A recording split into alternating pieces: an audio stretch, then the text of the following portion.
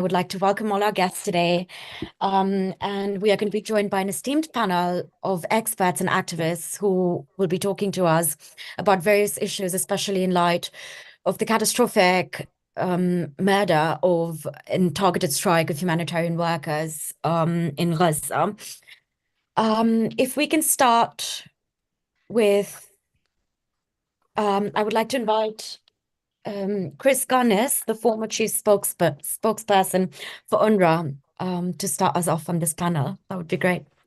Thank you so much, and thanks to the organisers for inviting me. It's a real pleasure to be here. And of course, given the background of the attack on the foreign aid workers, 6 foreign aid workers, 1 Palestinian, there's a particular urgency, I think, about what I have to say. Let me begin with an apology, and that apology is for the fact that the UK government, my own government, is changing its approach, perhaps, if not yet its policy, frankly, because 3 former British veterans who were in the World Central Kitchen convoy were killed. They're not changing their policy because 32,000 Palestinians, including 70% of which are women and children, were killed. So let me begin with the understanding that I make no apology for what I'm about to say. However, I would like to describe what happened. For those who aren't entirely familiar with what took place, and again, I say this against a background of having worked in UNRWA during previous attacks. Now, what happens to aid workers is that they notify or coordinate with the Israeli army, the routes of all aid convoys. They coordinate the precise GPS coordinates, i.e. they give the precise GPS coordinates of every single installation. So the Israeli army has the precise GPS coordinates of every single UNRWA school, every warehouse, every food distribution center, every primary health clinic. And so it was with the World Central Kitchen. The maritime route from Cyprus was coordinated, indeed negotiated, with the Israeli army. The place where they landed was coordinated. The Israelis were told the exact every millimeter of the route that the convoy went along. And on the day of the actual killings, the 3 vehicles, number plates, were all notified. The route and the time of the journey notified. The people, their identities, their passport numbers, all notified to the Israeli army, clearly marked with brightly coloured logos on all of the roofs of the cars. The first car was struck, and some people were killed. And immediately, those who were killed were evacuated to the second car in the 3-car convoy. And the Israelis were phoned and they were told, "You've just hit one of our cars. We're continuing with the other 2." They then hit the second car, at which point all of the wounded and whoever they could evacuate from the second car went to the third car, and then the third car was hit. So the Israelis knew exactly what they were doing. This idea that it was an accident is very strange, considering the accident happened 3 times. Now, the reaction in the UK was quite interesting. The UK media, as you can imagine, loves an army veteran like you can't believe. I think it's a sort of hangover from empire. But essentially, the British press, particularly the right-wing conservative press, went crazy about the story. And we had editorials calling for an arms embargo, the cutting off of military supplies to Israel. We then had an explosive interview given by, I don't like to use the word Tory grandee because I'm not quite sure what it exactly means, but a man called Alan Duncan, who was actually very close to Mrs. Thatcher and is now a very influential member of the Tory party, got up in public on LBC, one of the UK's leading radio stations, and basically outed a number of ministers. And he basically said that the conservative friends of of the Conservatives, have their tentacles around a number of leading people. He specifically outed Lord Pollock and Lord Pickles, who are 2 members of the House of Lords who've been doing Israel's bidding throughout the war. He called on them to be sacked. He then specifically pointed the finger at Suella Braverman, the former British Home Minister, Michael Gove, a leading minister, Robert Jenrick, a whole load of leading Tories, Tom Tugendhat, the security minister, who he quoted as saying does not accept that settlements are illegal. I don't know if that's the case, but essentially it was a revelatory interview which led to further calls for British military assistance and arms sales to Israel to be suspended. At the same time, you had the lawyers in the Foreign Office admitting that it was their opinion that Israel was violating international humanitarian law. Now, you would have thought that was blatantly obvious, but for the government's own lawyers to come out and say this really was quite a stir and really added a certain urgency to the public discourse within Britain. You then had a debate within the Labour Party, the opposition Labour Party, which is likely to form the next government, which again has been rather divided and divisive. So David Lammy, who's slated to be the next Foreign Secretary, he's the shadow Foreign Secretary at the moment, he, like a lot of the Labour Party, are very mindful of the fact that support for Palestinians might make it more difficult for you to be elected, which I don't believe to be the case. I think the street in Britain and public opinion has shifted considerably. There are some in the Labour Party, at least, who make the calculation that it might be problematic electorally to support Israel, to support the Palestinians in this particular instance. And actually, Keir Starmer, the leader of the opposition, caused consternation at the beginning of the war in giving an interview in which he appeared to support Yoav Gallant, the Israeli defense minister's call for a total blockade. So we now are at a very interesting juncture in British policy, in the formulation of British policy towards Israel. It's very clear from what Chev Andrea has said, the head of World Central Kitchen, that the Israeli investigation, and I think he's absolutely right, is not impartial, it's not independent, and it's certainly not transparent. So what Netanyahu did very quickly was to sack two, at least, and discipline some other army officers who he deemed to be responsible.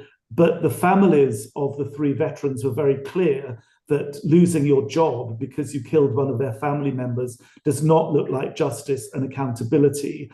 And the British press are all over this. So I don't think that issue is going to go away. And I think that issue symbolizes and bleeds into, forgive the expression, a lot of other issues. The arms embargo, the question of a ceasefire, the question of legality in international law, the question of accountability and justice. And I think what we're going to see now is enormous pressure on the British government. And I think that will be a media campaign, because, as I say, the media are all over this, to hold Rishi Sunak to account, to make sure that he holds Israel to account, and to make sure that there are significant rethinks. Forgive me, I have a very noisy dog. I think there's going to be a lot of pressure for a major rethink in terms of all of those various issues. I think I leave it at that. There is perhaps more to say about this, but I think I've pretty much exceeded my 5, 7, whatever it is, minutes. And with that, I'll hand back. So many thanks indeed. Over to you. Thank you so much, Mr. Gunness. It would be really interesting to also hear from you, maybe later on, perhaps if you have some time, as to what you see the possibilities for changes in UK policy and how maybe would be good ways to advocate for that. Yes, I mean, the other, if I may, the other quick thing to say is that, of course, 176 UNRWA workers have been killed, and there is no talk about an investigation, accountability. I know from talking to colleagues in UNRWA that every single death is being investigated. And I think it's inconceivable for us to think of a British position which says that we want to see accountability and independent investigation for our own nationals, but not for those who work for an agency which, actually, until fairly recently, we funded as a very proud, I think Britain was the 10th largest donor, though that's again reduced quite significantly in the last few years. In 2018, Britain gave to UNRWA 68 million pounds. I think I'm right in saying it's pounds, and that was reduced to 23 million last year, so an 80% reduction in British aid. Nonetheless, one would hope that given Britain's historic support for UNRWA, and also given its historic responsibilities as a former colonial power, one would like to think that Britain would not abandon UNRWA and would push for accountability for all the UNRWA workers that were killed. Sorry, I just thought I should say that. Thank you so much. We should never, I think, personally forget that as well, because it's the aid workers who really um are putting themselves in the front lines of this. I would like to invite Dr. Lola Benyon. I hope I'm saying your name correctly, who is a professor of journalism at Valencia University. Please, Professor. Doctor. Thank you very much. Thanks for inviting me. It's a pleasure to be here. I'm in line with our previous colleague. The truth is, we all have been profoundly shaken by the events in Gaza. The level of destruction is unbelievable. This war marks the start of a chapter that is likely to affect millions of lives, both in the Middle East and further afield for years to come. Over 6 months of war in Gaza, around 200 aid workers had been killed, as mentioned before. Few of them have received as much attention as the 7 employees of World Central Kitchen, who died in targeted Israeli airstrikes some days ago. And I must say, this is tragic. I feel so sorry for them, for the families. But, Jose Andres is a Spanish chef. It's tragic, but it is not an anomaly. The killing of aid workers in Gaza has been systemic. And I think this idea is very important when we have this debate. 196 of UNRWA colleagues, because I'm also a member of the Spanish UNRWA committee, have been killed since the war began in Gaza. Several of them were killed in the line of duty, including 2 recently when the Israeli forces attacked a warehouse that UNRWA runs where they store food supplies and other medical supplies. I know it sounds horrible, but in UNRWA, we have a death list, which is literally an Excel sheet with names and ages and details about those colleagues of ours. And it's quite bone-chilling to get that almost every day. And these are not just numbers. It's not just a list. It's colleagues of ours. It's doctors and teachers and engineers and web developers and pharmacists, drivers, people who did staff safety. And it happened everywhere, in the north and the south, in the middle areas. Nowhere is safe in Gaza. No one is safe, including aid workers. Then I must say, we must respect and honor all these humanitarian workers, but also the terrible killing of the 7 with World Central Kitchen give us, from my point of view, a terrible evidence. Not all the killings have the same attention. For example, I remember the 12th of 13 October, 6 months ago, more or less, when we had the confirmation that 9 UNRWA members were killed, all of them Palestinians. And this is a very specific and important detail. And for us at UNRWA back then, that was already a very high number. This is by far the highest number of United Nations aid workers killed in any conflict, in any natural disaster, the highest since the United Nations started working just after the Second World War. But every single life lost of any civilian in Gaza is a life, is a soul, a story, it's a dream shattered. It's a life cut short prematurely. It comes that this war has taken with it tens of thousands of children, the highest number of journalists, of medical workers. So every life, including the life of Palestinians in Gaza, should count. The number of people killed so far, report killed, it should shake all of us. Then the war has been instrumental calling for some accountability. I hope this allow parties to look at other questionable events through the same lens, starting with the bloodbath of Shifa Hospital, for example, continued by the massive executions and so on. Only between January and March, 563 Palestinians were killed and 1,523 others were injured due to the targeting of aid distribution centers, workers and civilians waiting. Then, not only World Central Kitchen or even UNRWA, every single life lost of any civilian in Gaza is important. I have only 7 minutes, but I would like to say if you target, for example, healthcare workers, and if you target the healthcare system and healthcare facilities, you are demonstrating a form of psychological warfare where you say nobody and nowhere is safe. Then I'm very ashamed and disgusted that those protection are not afforded to anyone trying to deliver aid, but also to civilians. I agree with our colleague. Coming back to the killing of 7 workers of World Central Kitchen, it's just impossible that IDF didn't know who was in the car. 8 groups working in Gaza, as he told, provide the coordinates of their movements to Israel Air Forces via a system of the confliction which operates through the United Nations. Finally, for not make my idea so long, this seminar aims to propose actions or perspectives that we can adopt in this situation.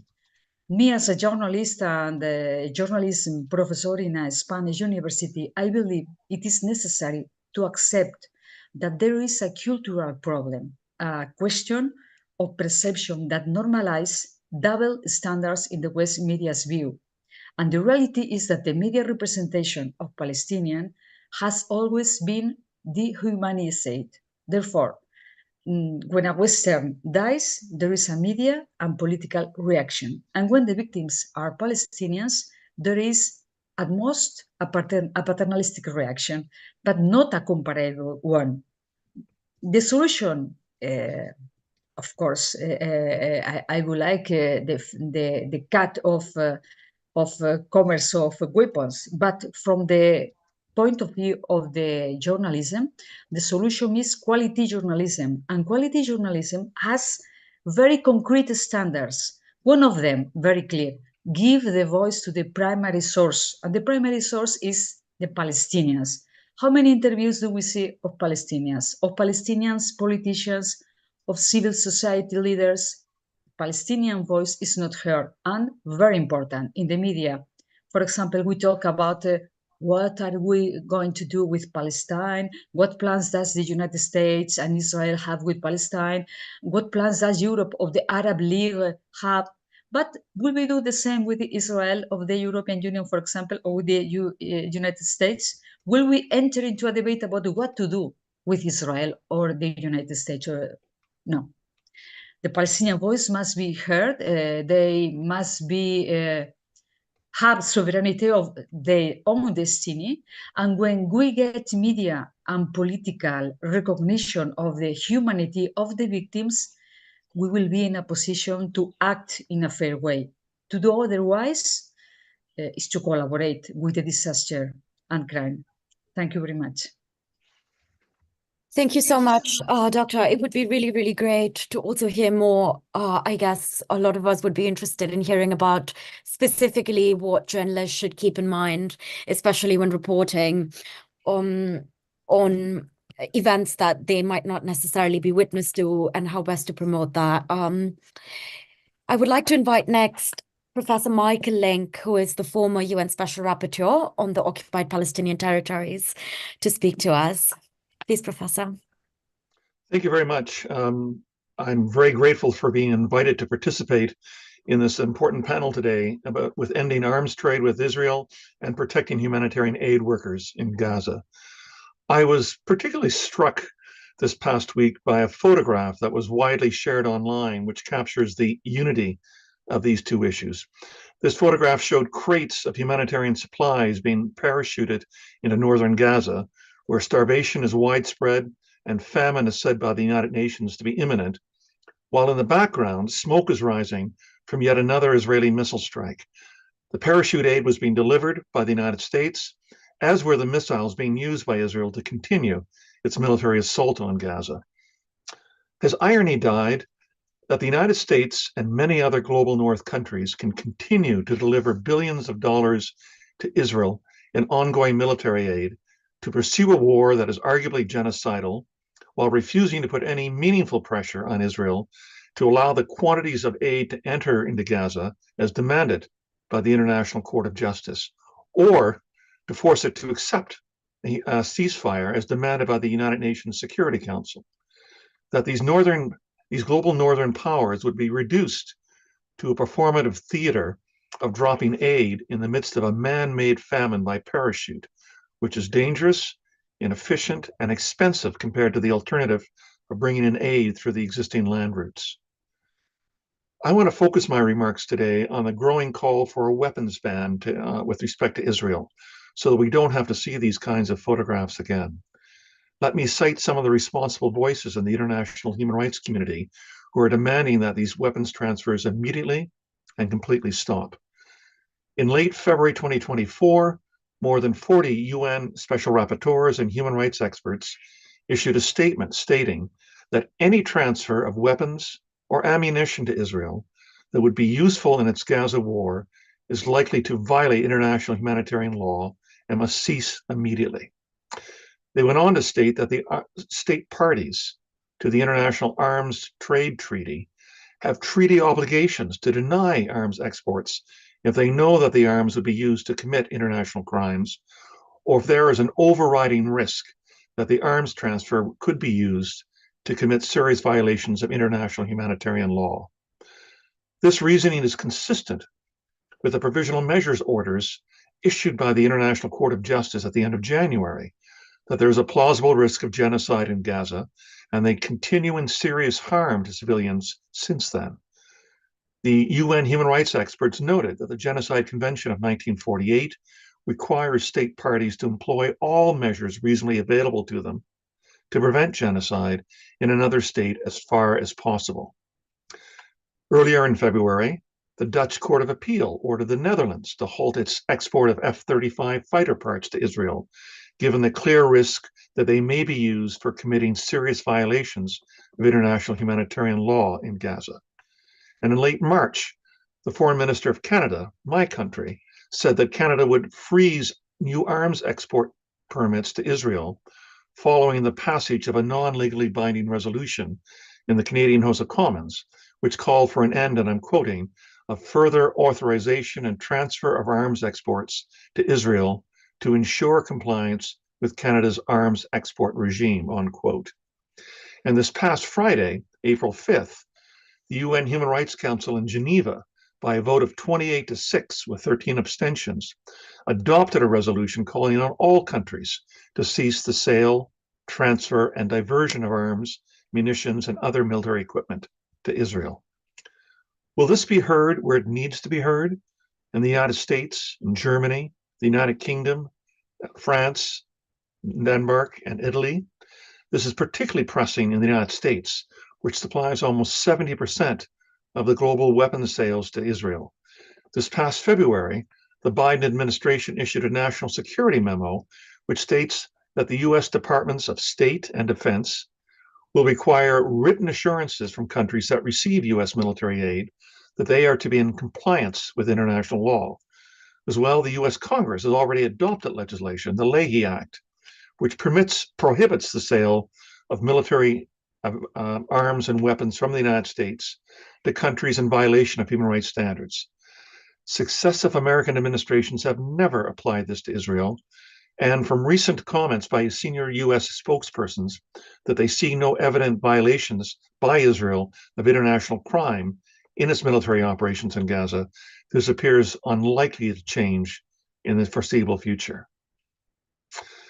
Martin Luther King Jr. once said that the arc of history bends slowly, but it bends towards justice.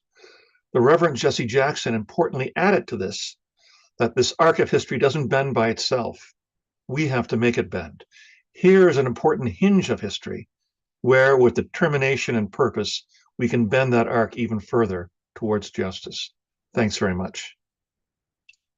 Thank you so much, Professor Link. I understand that Chris might have to leave, so I would just like to follow back to him if you would like to answer our question on action. and procedure as we are on this subject currently?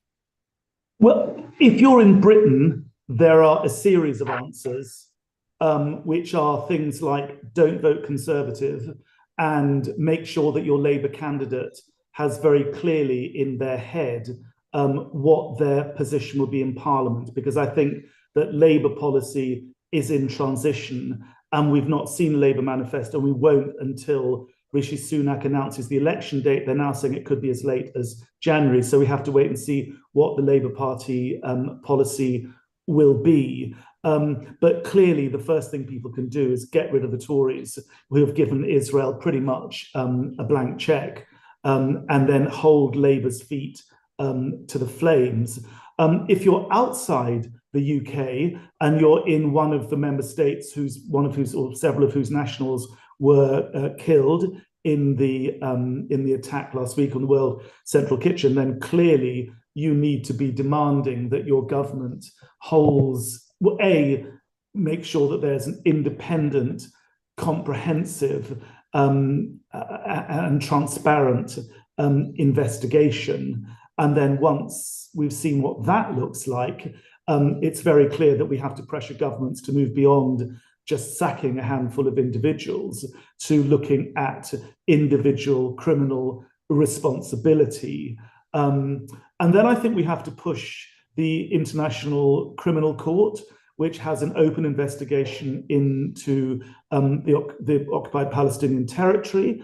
And I think Karim Khan has said things which appear to make him seem very well intentioned, but things are very slow. He was very quick to issue arrest warrants for Putin, for example, but not for anybody else. And let us not forget, I mean, picking up on what Michael said, that lovely quote about the arc of history bending towards justice. I remember being in the Balkans during the 1990s, and we were all texting each other or emailing or whatever we did in those days saying, there are all these war criminals at large and these terrible crimes. There's a genocide going on. There's starvation and famine being used as a weapon of war. I mean, it's the sort of Gaza playbook, but in Central Europe with one or two notable differences. And then years later, Milosevic became politically dispensable. And in order for Serbia to join the EU said, you're not going to get into this club unless you hand over your war criminals. And suddenly Milosevic, Karadzic and Mladic were handed over to The Hague. And although it seems from where we sit now unlikely, Netanyahu will become politically dispensable. I think the latest opinion poll today out of Israel puts Benny Gantz at, I think, 36 mandatim, seats in the Knesset, with Netanyahu at half that. So, let's wait and see what is possible in the ICC. But that is another could be genuinely productive avenue for accountability. Michael and others probably have better ideas, but I think, those are ways of influencing policy and just keeping the pressure. I mean, the other thing that strikes me, I was looking at the speech that the Secretary General gave, I can't remember where, a few days ago, and I was so struck by the description of Israeli victims is personalized and visceral and emotional, and it's about individuals and it's about people being killed. On the Palestinian side, it's partly because international journalists, people like Lise Doucette and Lindsay Hilsum and the other big networks, are banned from going in to Gaza, precisely, I think, because the Israelis know that if they allow journalists in, they will personalize this. But I really sense that missing from the discourse is a real sense of individual destiny and dignity and, real human beings. And I think we all have a responsibility when we talk about this conflict to talk about the individuals we know and the horrific crimes that have been perpetrated against them. I'm not sure if it's a particularly. I think there's a much from within individual jurisdictions. I think it's easy to be much more focused. And I would like to hear from in Canada, for example. I'm about to give an interview. A group of pro-Israel lawyers are filing a case against the government, declaring its refunding of UNRWA illegal. So, they're now trying to stop the government refunding UNRWA. It's actually facing down individual cases like that and making sure that the public advocacy around these different cases is sufficiently supportive of the Palestinian cause and indeed the cause of justice. And I think that's a question of really monitoring very closely all these smaller actions that are taking place across all these various jurisdictions. You know, the debate about arms sales in the Netherlands and other jurisdictions. I think these all have to be followed very closely. And certainly we in the UK are following the debate, extremely closely here. Thank you. Thank you so very much. I would like to invite Cyprian Nyavamu, who is the Executive Director of the Future of Kenya Foundation, to speak with us next. If you're with us. Might not be with her. Oh, he is with us now. Yeah.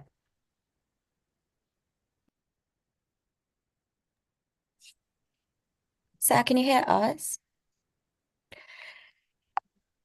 I guess also considering that Maghrib is going to be in about 10 minutes in the UK, I'm going to move on. We have with us Diab Abu Jaja, who is the president of the March 30th movement. And we would love to hear about the progress of actions against Israel. Okay, thank you very much. And I will not hold you long so that everybody can go and break their fast. Let me just, talk about one angle that we have been proceeding here in the Netherlands and Belgium, in the Benelux, and that we will be launching also in France soon, and that is related to binational soldiers who are serving at the same, who are holding the nationalities of these countries, who are Belgian citizens or Dutch citizens, and at the same time, or French, and at the same time are serving in the IDF in Gaza at the moment. So this is for us mainly the let's say the strategic choice to avoid the debates on jurisdiction and also the debates on immunity. Because as you know, of course, I underscore what the other speakers said about the importance of international litigation, and we subscribe to that as such also. And we have been also filing cases at the ICC. And of course, we all, await the results of the ICJ procedures that were initiated by South Africa. But what we are trying to add to this is a more concrete level of accountability on the national level in European countries related to their citizens who are involved in the atrocities and the genocide in Gaza. And this is a venue that is very efficient in my view, because it allows us to go straight into a debate that is not governed by international law necessarily, and that is certainly not influenced by geopolitics and other, balance of power that make, for example, or that could explain why the ICC was very fast to move, for example, against Putin and is not as, enthusiastic when it comes to Israeli war criminals. So when we go into a court in Belgium and we say, as Belgian citizens, we are suing another Belgian citizen who has been committing crimes, this is a total different debate. So let me also refer to the mechanisms of the legal system on the national level that are also different. For example, in some countries, of course, you have to denounce, you have a complaint by denunciation, and then it's the public prosecutor that decides whether to pursue legal action or not, or whether to indict or not. But for example, in Belgium, we have the system that is, I'm trying to translate from French in my head. So if it could be translated into a civil party, constitution of civil party complaints, which means that if I am a victim or I have been damaged or I have been, let's say, prejudiced by a certain action of another citizen or an entity, I can press charges, and the public prosecutor is obliged to investigate. So automatically in Belgium, when we are pressing charges, and this is the case that we are working on at this moment, we are preparing. We have already several cases ready from victims, and also we have already several profiles of perpetrators, and all of them are Belgian citizens. The victims are originally people from Gaza who lost their family, who lost property. Some of them have been wounded there. They have been there during the attack, and they now repatriated to Belgium. So direct victims of the genocide. And the perpetrators that we are suing are also Belgian citizens. These are Belgian citizens who are fighting with the Israeli army. So when we press charges from that angle, what happens is that automatically the public prosecutor in Belgium appoints an investigation judge. So there is no debate, there is no political decision, it's automatic. So there must be an investigation by a judge, and eventually the chances of reaching a day in court are much more important than, for example, within the denunciation system that rules in the Netherlands, for instance, where this kind of procedure is not possible. So you see, there are differences between national laws as well. And also in France, we are preparing now a case there, and France has the same system as Belgium. It's not even a choice that has to be taken. It's not a political decision that has to be made. It's an automatical procedure when a citizen sues another citizen with a constitution of civil party. So this is a very interesting avenue, and I think it can allow us to bring the debate, a bit away from the geopolitical, let's say, conundrum that you can experience when you are going to these international venues such as the ICC and even the ICJ. So we are very, hopeful that this will allow us to make it concrete. For example, another element is, and this is related to the immunity debate, we do not have to wait that immunity goes away from anybody, because these soldiers who are Belgian citizens or French citizens do not have immunity. They are citizens. And if they are convicted for genocide, well, the state of Israel is convicted for genocide, because it's by association in a way. It's being, of course, we try to seek also, not only the genocide crime, but also we file the complaints based on breaches of national law. In some cases, we have also used, for example, let's say the weapon law of the Netherlands, for example, which is very restrictive. And when a citizen of the Netherlands is carrying arms in another country, in a way, that can be considered as a breach of the national law as well. So we have to be creative sometimes in order to introduce the cases. But once you are in, then you can also invoke other levels, which can relate to crimes against humanity and also, of course, war crimes before that. So it gives you a different angle when you are pursuing a citizen X or citizen Y. Instead of pursuing, for example, Benjamin Netanyahu, who is obviously the main responsible, but who is not easily reachable because of all the diplomatic and the debate around immunity and such. So this is a swifter form of accountability. It will take its time, of course. It has to do, it's a process, but we believe that this is an added value to the collective effort that we are all working on to bring in some accountability to the perpetrators and some justice to the victims. Thank you so much. That's really incredible and a very unique, I suppose, way of going at it. That's fantastic.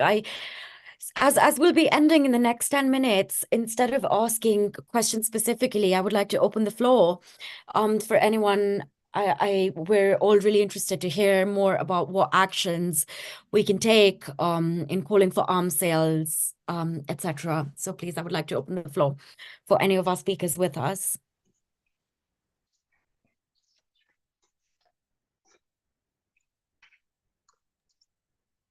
Let me just make a few remarks in response to that great question. This is going to always, the question of arms sales is always going to be a mixture of international law and international politics. International law alone won't bring liberation to Palestine. It won't bring an end to arms sales. But international law combined with international resolve will. And my hope is that these growing voices in the international community will press the International Criminal Court and the Office of the Prosecutor to take the question of Israel's violations of international law, both in the way it's been conducting its occupation over the last 57 years, and more particularly the way it's conducted its war over the last 6 months, seriously. This has been the unfortunate, but the way in which the prosecutor's office has moved in the almost over 9 years that this file has been open in front of it has been like molasses. We had rulings from the International Criminal Court pre-trial chamber in February of 2021 saying that the International Criminal Court did have jurisdiction over war crimes in the occupied Palestinian territory. And we've had now over 3 years of a formal investigation with very evident crimes being committed, ones in the past, low-hanging fruit like the illegality of the Israeli settlements as a war crime, and more current ones with respect to how this war is conducted. This has finally caught the attention, I think, of the prosecutor. We are seeing more financial resources being delivered to the prosecutor's office in order to expand the team of investigators looking into these allegations. But I suspect the decision to go ahead with starting to issue arrest warrants coming from the prosecutor's office will always be a matter of politics. And international law, just like domestic law, there's always a struggle between law in the service of justice and law in the service of power. And what we have to do as human rights advocates, I think, is to ensure that law in the service of justice has as large a space as possible to be able to ensure that those with power, with responsibility, act with purpose in order to go after those for whom international law is designed to bring to accountability and to end impunity. So let's keep our fingers that this will happen at the level of the prosecutor's office. But I also like the idea of where possible, and this is true predominantly in the global north, that virtually every country in the global north, the United States being one important exception, has brought the Rome Statute of the International Criminal Court into their domestic legislation. And therefore, it's entirely open to domestic courts to hear cases with respect to universal jurisdiction on war crimes. If war crimes apply with respect to Israel's actions in the occupied Palestinian territory, then we must put a spotlight on Israeli military leaders, Israeli political leaders, and Israeli administrative leaders who facilitate these war crimes, such as the Israeli settlements, such as the conduct of the war in Gaza, such as annexation de jure and de facto of Palestinian occupied land. So let's keep all those together, but keep in mind that my closing remark would be that international law is not self-executing. And like that quote I offered from Martin Luther King Jr. and the Reverend Jesse Jackson, we've got to make that arc of history bend towards justice. It's united actions. Law won't do it all by itself.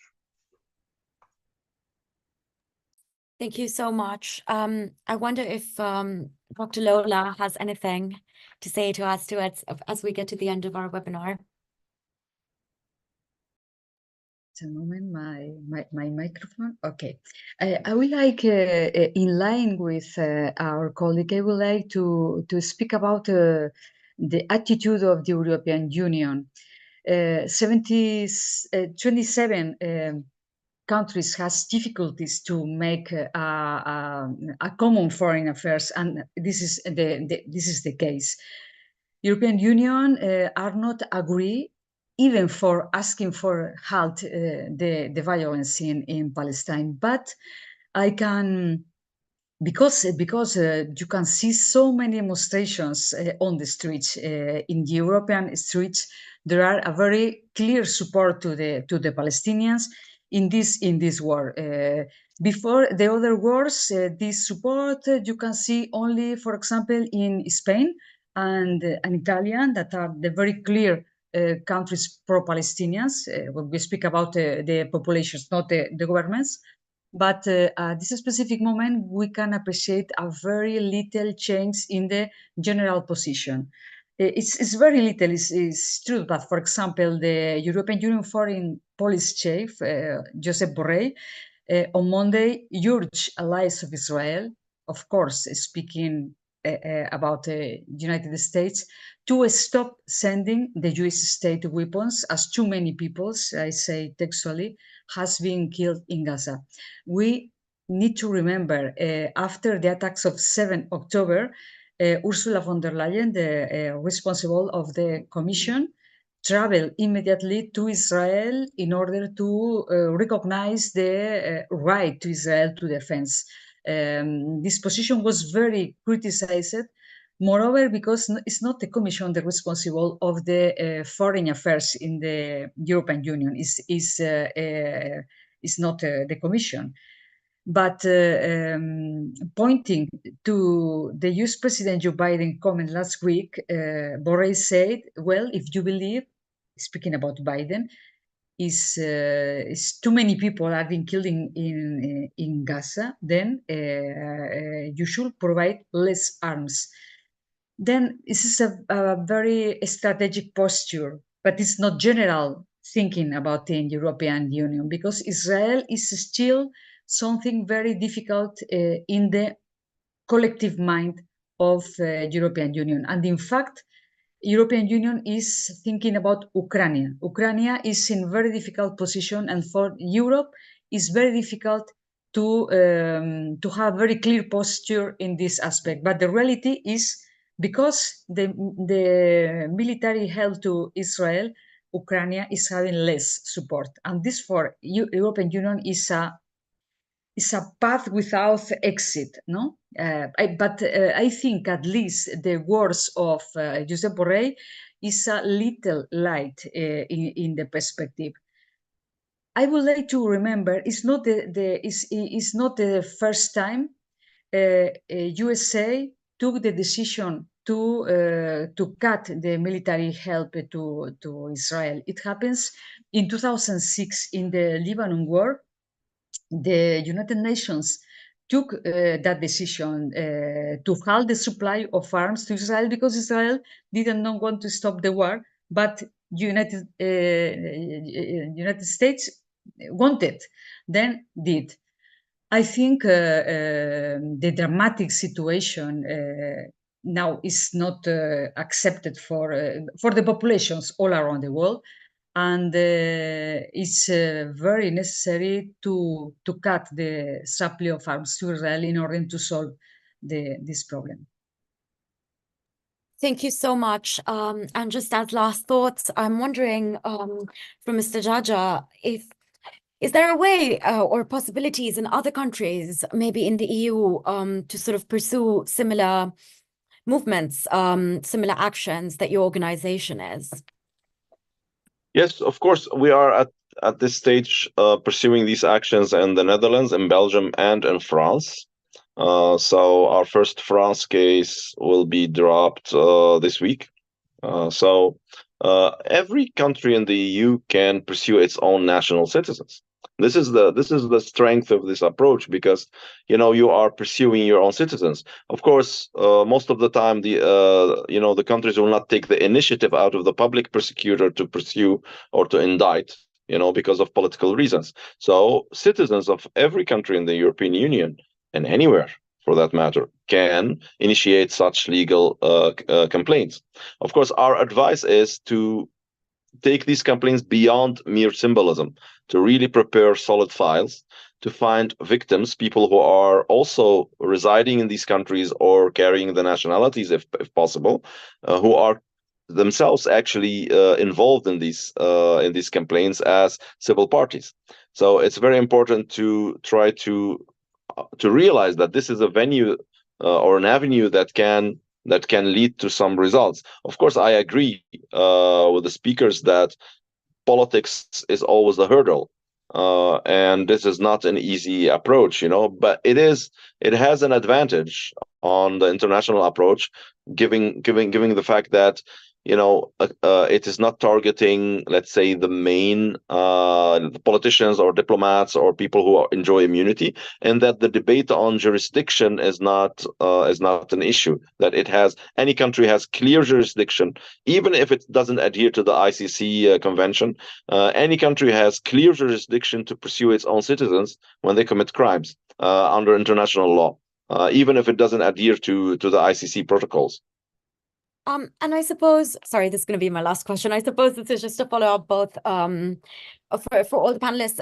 Would there be something of a possibility, as was done in the case that Nicaragua filed against Germany? Is that sort of a venue to explore? Yeah. So, to exert pressure against Israel, of course, there's the Nicaraguan case where they're suing Germany. I'm just wondering about that. If I may say something about that, I'm very excited about what Nicaragua is doing. It's a great thing. I'm not sure. Of course, it's an ICJ case, so this is something between states. It is in a way similar to that of South. I think it's also connected to the case of South Africa, because if the ICJ will eventually decide or rule that there is a plausible genocide or crimes against humanity of any kind, then there is also cause to indict Germany for aiding and abetting, maybe. So there is a legal ground for this, but I believe its strength is on the symbolic ground. It's very important. It's very important, especially in the case of Germany, who've been guilty of genocide not so long ago, because we're talking 1945, that the World War II ended, and who are again, in oblivion of their own history, and they believe that, the irony of the matter is, and the cynicism of the matter is, that they are actually even weaponizing their own responsibility to that genocide in order to justify another. So the fact that Nicaragua had the initiative to do this is very important, and that's why Western media in general is not talking about it. They're trying to, hide it. So we have to talk about it. We have to make that very clear. Yeah, and I guess that would also sort of tie into this whole thing that Professor Link was talking to us about international law and international politics. And I'm just curious if there was anything you would like to add there. If I could add something, then I want to also remind us all there's another case that's in front of the International Court of Justice that was brought in February. Argued in February, and this stems from a request by the UN General Assembly for an advisory opinion that was adopted in December 2022 and reached the court 6 weeks ago, asking whether or not the ongoing 57-year-old occupation is still lawful or not. And the arguments the points raised by the UN General Assembly asking for this opinion was, whether or not the fact that racial discrimination was being systematically applied by Israel through its occupation, whether Israel's denial of Palestinian self-determination was a relevant factor, and whether or not Israel's annexation of Palestinian land, both de jure and de facto, were factors, and then asking for what are the legal consequences for Israel, the occupying power, and for the United Nations, and for all countries with respect to this. Because ultimately what we're talking about is, and in the arms sales, what we want is an end to the occupation and define the formula for a just and durable peace in Israel-Palestine that is consistent with international law, with equality, with human rights, and with the rule of law. And I hope when the International Court of Justice delivers its ruling sometime probably in the summertime, that it will give us additional aid, both as those of us who are lawyers and those of us who are human rights advocates, to be able to continually put up the pressure that next time we talk about occupation, hopefully we can put the word illegal in front of it, thanks to what the International Court of Justice hopefully will be saying on this. Thank you so much. I would just like to thank all of our panelists who are with us. This was incredibly interesting and really, really useful. And it's really inspiring to see sort of all the ongoing work. as heartbreaking as it is to sort of be witness to all the suffering that is also ongoing. On that note, I would just like to thank everyone very much for joining us today, and conclude this webinar here. Thank you so much. You're welcome. Bye. You have a great day. Thank you for joining us. Bye-bye.